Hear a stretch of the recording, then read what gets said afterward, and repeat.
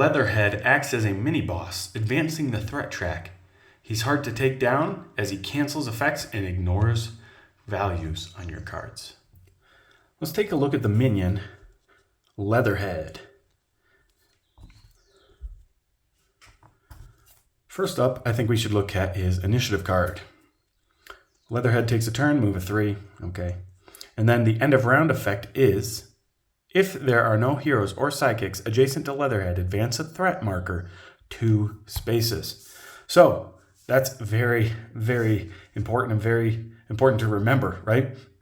Because oftentimes you can forget, you could be in the battle and doing things and then forget that, oh, I should end next to Leatherhead. So you do actually want to end next to Leatherhead as opposed to some other fighters with their effects and downfalls. 2 spaces is quite significant. So make sure you have a hero or sidekick adjacent to Leatherhead at the end of the round so that that effect goes off. And other minions, other effects can move you away. So keep in mind with those as well. Sometimes it's like move the fighter with the highest health or lowest health or swap whatever. So that could be dangerous if moved away from Leatherhead. So you got to keep that in mind in conjunction with the other minions that are in play.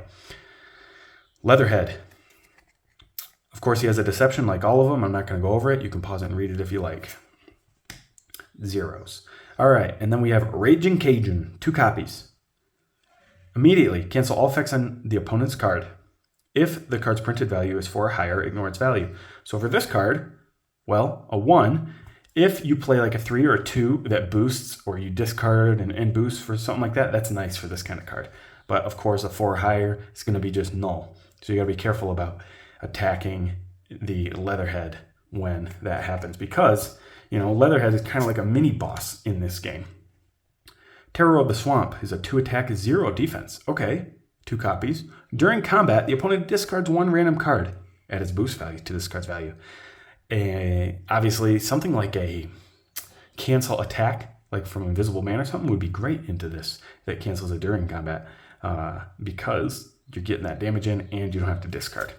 And there's 2 copies of that one. And then Monster to Some is the last card that we have here. Is a 3 boost, 2 copies, 5 attack, 3 defense.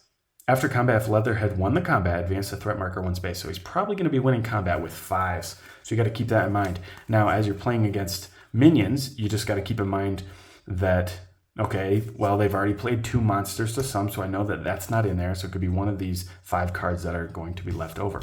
There's only 4 unique cards, so you have a little bit more knowledge of what could come up. So you just got to keep that in mind as you're playing against Leatherhead, trying to end next to him so that, you know, you're not losing the overall game that is Adventures. I hope that helps you understand Leatherhead a little bit more. Basic fighter, right? Most of these minions are pretty basic, but this one, probably my favorite and super interesting and fun, even though it's one of the most basic ones from this set. I think the difference between getting a 5, and they also have a discard and a cancel, like that's what you have to worry about, is pretty cool. And so anyway, keep that in mind as you're playing against Leatherhead, all the cards that they have, so that you can possibly take them out if need be to then take out the villain